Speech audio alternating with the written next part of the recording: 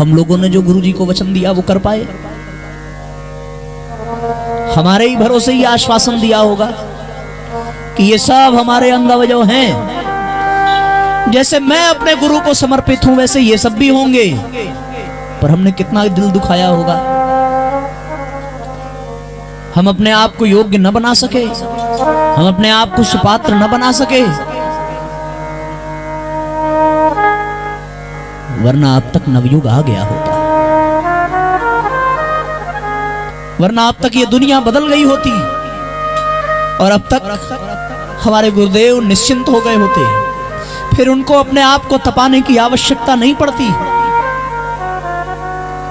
हमने बहुत गलतियां की होंगी, हमने बहुत त्रुटियां की होंगी, पर आज तक हमें कोई कलंक नहीं लगा। कभी सोचा आपने क्यों? इसलिए हमारी हर गलतियों को, हमारी हर त्रुटियों को गुरुदेव अपने तप की साधना से काटते रहे और अपने आप को तपाते रहे। क्या हमारा यह कर्तव्य नहीं बनता कि हम उनके तप में सहयोग कर सकें? हमारा यह कर्तव्य नहीं है कि हम उनके लक्ष्य को पूरा करने में मदद कर सकें? हम अभी भी इन प्रपंचों में, इन आडंबरों में, इन मनोविकारों में उलझते रहेंगे।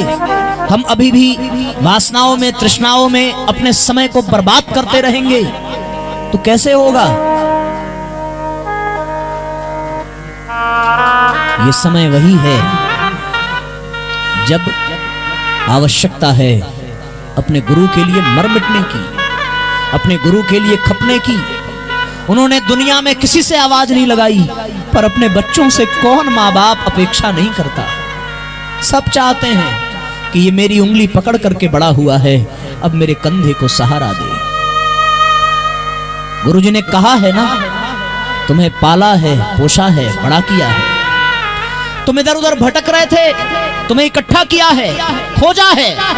तुम एक माँ के गर्भ से जन्म नहीं ले सकते थे। तुम्हारी माताएं इस दुनिया में अलग अलग अवश्य होंगी, पर तुम्हें हमने पैदा किया है, अपने सीने से, अपनी छाती से लगा करके रखा है। तुम्हारे ऊपर कोई आंच नहीं आने दी है। किस दिन के लिए? इस दिन के लिए कि अब तुम मेरे तप में सहयोगी बन जाओ। अब मेरे काम को कुछ बांट लो। अब मैं बुजुर्ग हो गया हूं, मुझे शरीर छोड़ना पड़ा है ताकि मैं और अधिक कार्य कर सकूं। अपने अपने हिस्से का तुम कार्य कर लेते तो कुछ हल्का हो जाता। कितना कठिन परिश्रम किया गुरुदेव ने। सुनते हैं एक पुस्तक लिखने के बाद वो जल ग्रहण करते थे। कभी कोई पौष्टिक आहार भी नहीं खाया। यदि कभी माताजी ने दिया भी होगा तो गुरुदेव ये कह करके टाल दिए, मेरे आश्रम में आने वाले मेरे बच्चे दूध के लिए भी तरसते होंगे। मैं कैसे, किस प्रकार किसी अतिरिक्त अन्न को ग्रहण करूं? मुझे कितना दोष लगेगा। गुरुदेव ने कहा, तुम्हारे जीवन में कभी संकट आवेगा, तुम्हारे पिता होने के नाते मैं अपने सारे कार्य छोड़कर भागता हुआ चला आऊंगा। ऐसा दिव्य संरक्षण प्रदान करने वाला आज यदि हिमालय में बैठ करके अपने आप को तपा रहा है तो किसके लिए? हमारे लिए, आपके लिए। आते समय उन्होंने ये कहा, जाना और ये स्मरण दिलाना सबको, ये एहसास करा देना कि मैं चैन से नहीं बैठा हूं, मैं आज भी तप रहा हूं। किसके लिए? तुम्हारे लिए। अब तो सहयोग करो, अब तो आलस्य प्रमाद से उबरो, अब तो अपनी पात्रता बढ़ाओ। जो स्वाध्याय का संकल्प लिया था वो कहां गया? जो जप करने का संकल्प लिया था वो क्यों छूट गया? उसे बढ़ाने की आवश्यकता है। और ये तभी संभव है जब हम अपने उत्तरदायित्व को समझें, अपने संकल्पों को याद करें। कोई कठिन संकल्प नहीं कराया। ये नहीं कहा कि तुम्हें भी 24 साल तपना है। ये नहीं कहा कि तुम्हें इतनी किताबें लिखनी है। ये नहीं कहा कि तुमने कोई स्थापना करानी है। बस इतना ही तो कहा था कि जहां रहते हो वहां आसपास मुझे पहुंचा देना, मेरे विचारों को पहुंचा देना, यज्ञ भगवान को पहुंचा देना, गायत्री माता को पहुंचा देना। पर हम अपने अहंकार के नाते, अपने आलस्य के नाते, अपने प्रमाद के नाते हम चूक करते चले गए।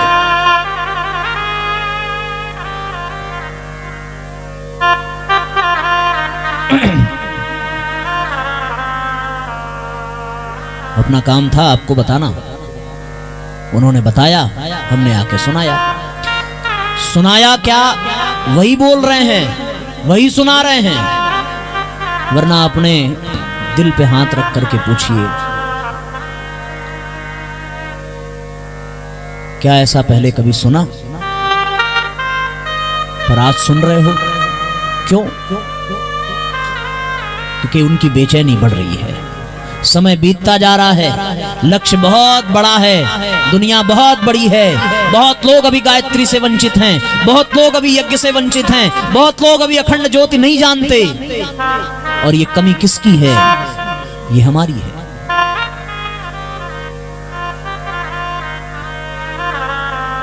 मजे की बात यह है भैया कि ये करने में हमारा ही लाभ है, ये करने में हमारा ही फायदा है। वो हमें ही सिखा रहा है कि करो, करोगे तो मिलेगा। इसलिए गुरुदेव ने इस दुनिया में आकर के उस महान परंपराओं को जन्म दिया, और जन्म देने के पश्चात हम सबके जीवन में आए। हम सबके जीवन में आकर के उन्होंने यह आश्वस्त किया कि तुम मेरा काम करोगे, हम तुम्हारा करेंगे। अब उन्होंने तो किया, बारी हमारी है, करें। चलो गुरुदेव के सपने सजाने की शपथ ले लें। चलो गुरुदेव के सपने सजाने की शपथ ले लें। चलो गुरुदेव के सपने सजाने की शपथ ले लें। सुखी सुरधाम सी वसुधा, सुखी सुरधाम सी वसुधा बनाने की शपथ ले लें। चलो गुरुदेव के सपने सजाने की शपथ ले लें। चलो गुरुदेव के सपने सजाने की शपथ ले लें। दोनों हाथ ऊपर उठा करके एक साथ मच्छर ताली बजाइए, मच्छर मारिए, ताली बजाइए, भावपूर्वक तालियां बजाइए।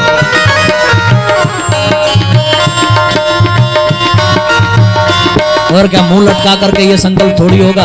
हंसते रहो, मुस्कुराते रहो, आत्मनिरीक्षण करते हुए, एक साथ तालियां बजाते हुए गीत के भावों को अपने संकल्प के रूप में धारण करें। उठा कर हाथ में माटी की जैसे दक्षिणेश्वर की, उठा कर हाथ में माटी की जैसे दक्षिणेश्वर की शपथ ली। देश भक्तों ने न चिंता की कभी सिर की शपथ ली। देश भक्तों ने न चिंता की कभी सिर की। यहाँ हम भी सृजन संकल्प लेते हैं, निभाएंगे बहन दुष्वृत्तियां जग से। यहाँ हम भी सजन संकल्प लेते हैं, निभाएंगे गहन दुष्वृत्तियां जग से मिटाने की शपथ ले ले। चलो गुरुदेव के सपने सजाने की शपथ ले ले। चलो गुरुदेव के सपने सजाने की शपथ ले ले।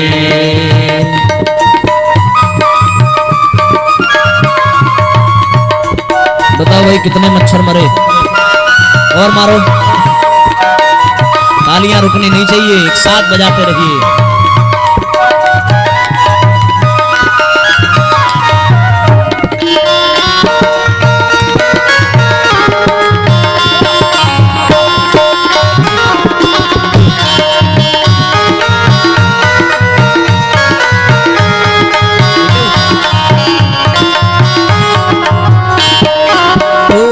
जहाँ हो रूढ़ियाँ फैली, बहुत गहरा अंधेरा हो।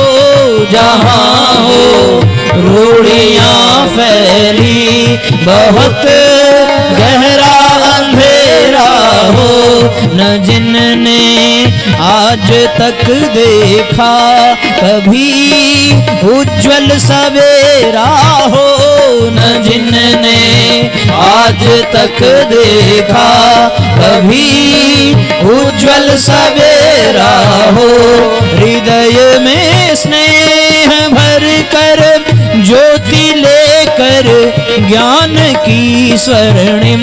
हृदय में स्नेह भर कर ज्योति लेकर ज्ञान की स्वर्णिम। स्वयं जल कर धरा को जगमगाने की शपथ लेने। स्वयं जल कर धरा को जगमगाने की शपथ लेने। चलो गुरुदेव के सपने सजाने की शपथ लेने।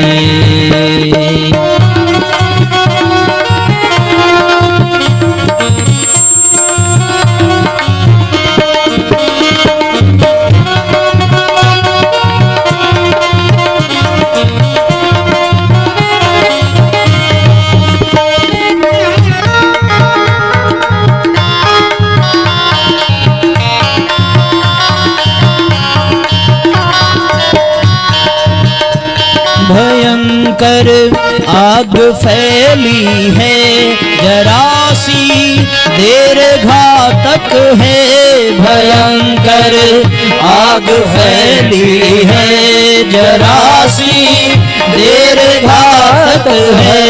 हवा बिल्कुल विषैली है, जरा सी देर घातक है। हवा बिल्कुल विषैली है, जरा सी देर घातक है। इसी से लोक सेवा में लगाएंगे समय अपना।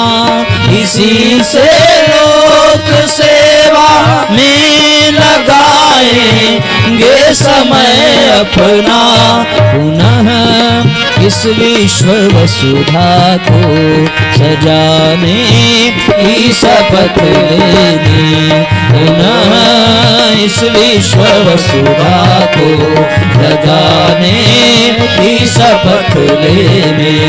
चलो चलो चलो चलो चलो चलो चलो चलो।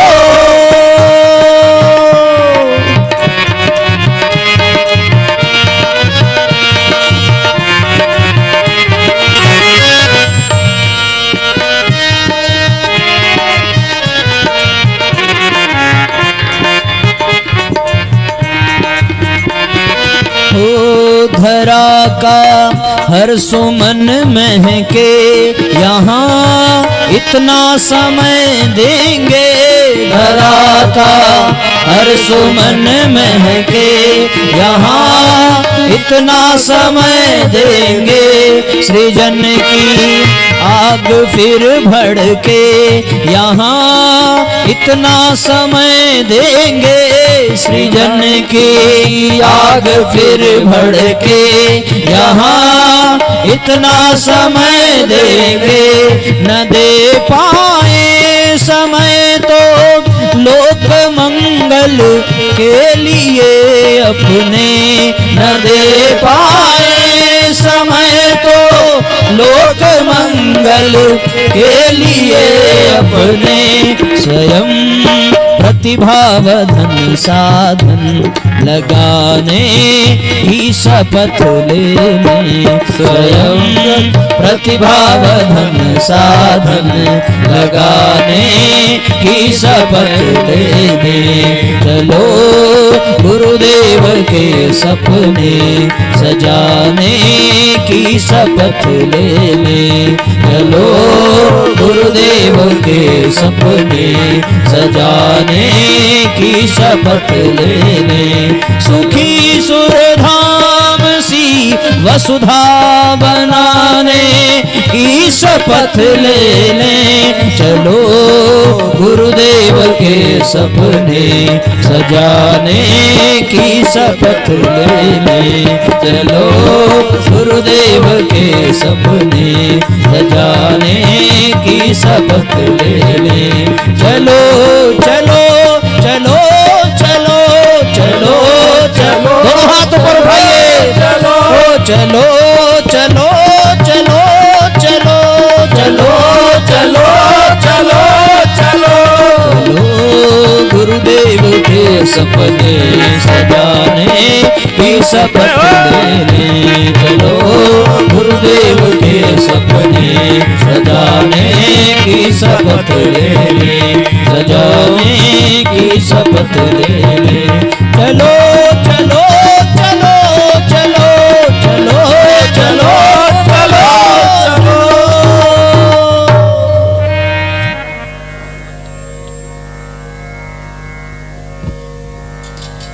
बोलिए परम पूज्य गुरुदेव की जय।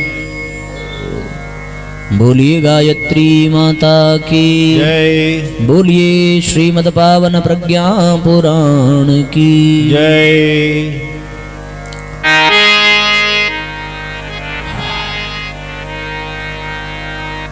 तो हम सभी उस ऋषि परंपरा से जुड़े, उस कृषि परंपरा से जुड़े और ऋषियों की उन परंपराओं को जो जागृत हो चुकी हैं। शांति कुंज जाइए, देखिए क्या वहां पर नारद परंपरा के माध्यम से प्रज्ञा गीत नहीं बन रहे? क्या वहां व्यास परंपरा के माध्यम से प्रज्ञा पुराण कथा नहीं चल रही? क्या वहां सूत शौनक आदि ऋषियों के माध्यम से उपनिषदों की तरह प्रश्नोत्तरी नहीं हो रहे? क्या वहां चरक ऋषि के माध्यम से आयुर्वेद अछूता है? क्या वहां महर्षि पिपलाद के माध्यम से आहार कल्प का ज्ञान विज्ञान नहीं चल रहा? क्या वहां याज्ञवल्क्य की तरह यज्ञ का अभाव है? क्या वहां पतंजलि की तरह योग दर्शन पर काम नहीं हो रहा? क्या वहां विश्वामित्र की भांति, वशिष्ठ वाल्मीकि की भांति देव संस्कृत विश्वविद्यालय के रूप में गुरुकुल नहीं चल रहा?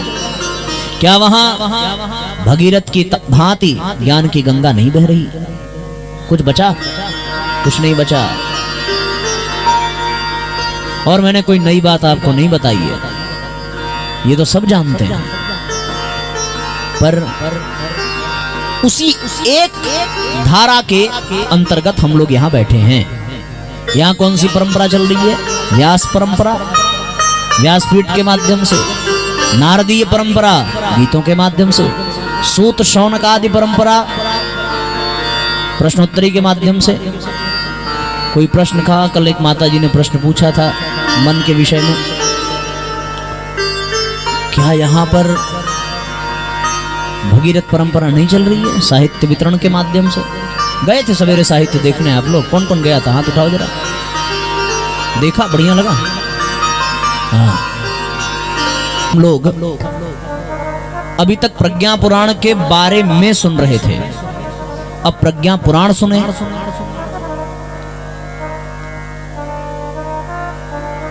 तो वो प्रज्ञावतार हुआ और अवतार होने के पश्चात उन्होंने श्रीमद् पावन प्रज्ञा पुराण का सृजन किया। प्रज्ञा पुराण का जो श्री शब्द है, ये श्री शब्द दोनों परंपराओं का प्रतीक है। श्री यानी लक्ष्मी, तो लक्ष्मी दो, एक तो वैभव और एक भगवान की अर्धांगिनी, भगवान की शक्ति। ये लक्ष्मी ही गायत्री है, लक्ष्मी ही सरस्वती है। तो एक लक्ष्मी कृषि परंपरा से प्राप्त होगी और एक लक्ष्मी ऋषि परंपरा से। एक वैभव समृद्धि के रूप में प्राप्त होगी और एक सौभाग्य के रूप में प्राप्त होगी, अध्यात्म के रूप में प्राप्त होगी, शक्ति के रूप में प्राप्त होगी। तो प्रज्ञा पुराण से हमें श्री मिलता है, वैभव भी, सुख समृद्धि भी और सौभाग्य भी, अध्यात्म भी मिलेगा और भौतिकता भी मिलेगी, विज्ञान भी मिलेगा। श्रीमद, मद का तात्पर्य यहां है सार। ये प्रज्ञा पुराण सार है, कल बताया था ना, समस्त पुराणों का सार। कोई बीमार पड़ जाए और डॉक्टर उसको बोले फल देने के लिए, तो आप फल देंगे, है ना? ऐसा नहीं है कि अगर उनको कह दिया सेव देने के लिए तो आप सेव का पेड़ उखाड़ करके देंगे या पेड़ की छाल देंगे। तो हमारे जो ये ऋषि हैं, ये ऋषि जड़ हैं और दैवी शक्तियां उन जड़ से जुड़ी हुई वृक्षमालाएं हैं और उन वृक्षों का जो फल है प्रज्ञा पुराण है। ये फल जब मिलता है रोगियों को तो रोगी का रोग भाग जाता है। प्रज्ञा पुराण में समस्त ऋषियों ने अपने अपने अनुभूतियों को, अनुभवों को व्यक्त किया है।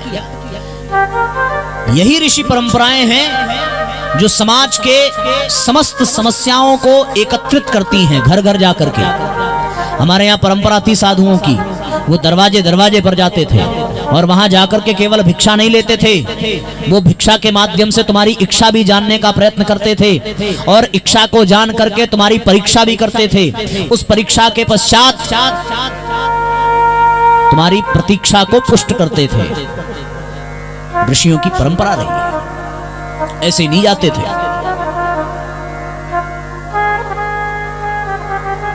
पर वो ऋषि आना बंद हो गए। क्यों? इसलिए बंद हो गए क्योंकि अब घरों में मनुष्य रहते नहीं हैं। अगर आपको विश्वास न हो तो आप भी इन शहरों के घरों के दीवालों पर देख सकते हो, वहां ये नहीं लिखा रहता कि सावधान घर में मनुष्य हैं। तो अब जब मनुष्य है ही नहीं है, अब क्या लिखा रहता है ये आप जानो भाई, हम काहे अपना जबान खराब करें। तो अब घरों पर ये नहीं लिखा रहता कि सावधान घर में मनुष्य हैं। तो अब जब मनुष्य है ही नहीं तो ऋषि जाएं किसके पास? उनके पास जिनका ऋषि से कोई मतलब ही नहीं है, जिनका साधुओं से कोई मतलब नहीं है। अच्छा, एक बात आप बताइए, मुझे एक बात याद आई। जब बच्चे छोटे छोटे माँ बाप के साथ जाते हैं मेला वगैरह देखने, तो माँ बाप आगे आगे रहते हैं और बच्चे पीछे पीछे रहते हैं, ठीक है ना? तो देख करके ये लग जाता है कि माँ बाप उनको लेके जा रहे हैं। और हमारे यहाँ सब लोग जो है टहलाने निकलते हैं उनको जो घर में रहते हैं। तो अब बताओ आगे कौन रहता है?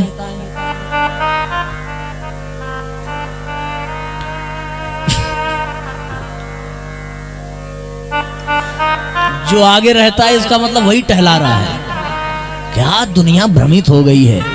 प्रचार ये करेंगे कि हम गए थे टहलाने, पर वास्तविकता ये है कि वो खुद टहलाने गया था, क्योंकि आगे जो रहेगा वही तो टहलाएगा, पीछे वाला तो अनुसरण करता है। रामकृष्ण परमहंस अपने शिष्यों के साथ जा रहे थे, एक आदमी गाय बांध के ले जा रहा था, तो शिष्यों ने कहा कि गाय बांध के ले जा रहा है। रामकृष्ण परमहंस ने कहा गाय बांध के वो नहीं, गाय उसे ले जा रही है। गुरुदेव गाय तो पीछे पीछे है, वो कहां उसे ले जा रही है? वो गाय को ले जा रहा है। तो रामकृष्ण परमहंस ने एक शिष्य को भेजा जो गाय के गले में पट्टा था खोल दिया। अब दृश्य बदल गया, गाय आगे आगे, आदमी पीछे पीछे। तो ये जो हमें प्राप्त हुआ है, ये प्राप्त हमारे हिसाब से नहीं चल रहा, हम उसके हिसाब से चल रहे हैं, है ना। बहनें आपस में खूब बात करती होंगी, अरे दीदी एसी के बिना तो हम रह ही नहीं सकते।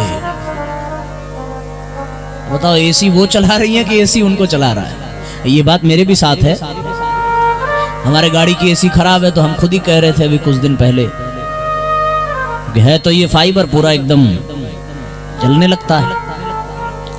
और अगले महीने वाली जो कथा है वो पूरी पहाड़ी क्षेत्र में है, विंध्याचल पर्वत के आसपास का क्षेत्र है पूरा। तो आजकल ये एसी फ्रिज इनको हम नहीं चला रहे हैं, ये हमें चला रहे हैं। ये बिल्कुल वही वाली स्थिति है। दुनिया को हम ये जताते हैं कि हम टहलाने ले गए थे पर वास्तविकता ये है कि हम टहलने ले गए थे, वो हमें टहला रहे थे। तो अब साधु महात्मा ऋषि हमारे दरवाजे नहीं आते, और नहीं आते तो हमारी समस्याएं उनको पता कैसे चले। पहले ये परंपरा थी कि वो ऋषि गांव गांव जाते थे, द्वार द्वार जाते थे, वहां उन समस्याओं को समझते थे, और समझने के पश्चात उन समस्याओं पर चिंतन करते थे, मंथन करते थे। मंथन करने के पश्चात उस पे चर्चा परिचर्चा होती थी, और उस चर्चा परिचर्चा में जो सूत्र निकल करके आते थे, उन सूत्रों को फिर सुपात्र देख करके वो लोगों तक पहुंचाते थे, और उनकी समस्याओं का समाधान होता था। चाहे वो छोटा व्यक्ति हो, चाहे वो बड़ा व्यक्ति हो, अपनी समस्याओं को लेकर के संतों के पास ही जाता था। महाराज दशरथ कहां गए? गुरु वशिष्ठ के पास। और ये एक तरफा परंपरा नहीं थी कि गृहस्थ साधुओं की सेवा करें, साधु भी गृहस्थ से सहयोग मांगते थे कल्याण के लिए। विश्वामित्र भी महाराज दशरथ से सहयोग मांगते हैं यज्ञ की रक्षा के लिए। ये परंपरा थी। उन्हीं समस्त समस्याओं को एकत्रित करके हिमालय के तलहटी में, गंगा की गोद में, उन समस्त ऋषि सत्ताओं ने एक सम्मेलन किया, दीर्घ सम्मेलन, कई दिनों तक चलने वाला।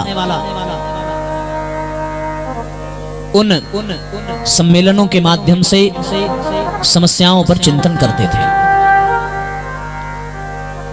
अब आप बताओ, प्रज्ञा पुराण का कौन सा खंड उठाएं जो आपने न सुना हो, वो सुना दें।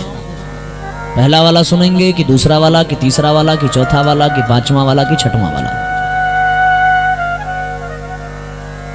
पहला वाला तो सुना होगा बहुत बार ना। लोक जिज्ञासा प्रकरण, अध्यात्म प्रकरण, ज्ञान कर्म योग भक्ति प्रकरण। तो ये स्पष्ट हो गया है कि इसी को फिर से प्रारंभ करें। और तीसरा वाला सुना होगा, परिवार प्रकरण। तो आप बताइए कौन सा करें? पहला वाला फिर से अच्छे से एक्सप्लेन करूं अपने हिसाब से, या फिर जो ना सुना हो वो?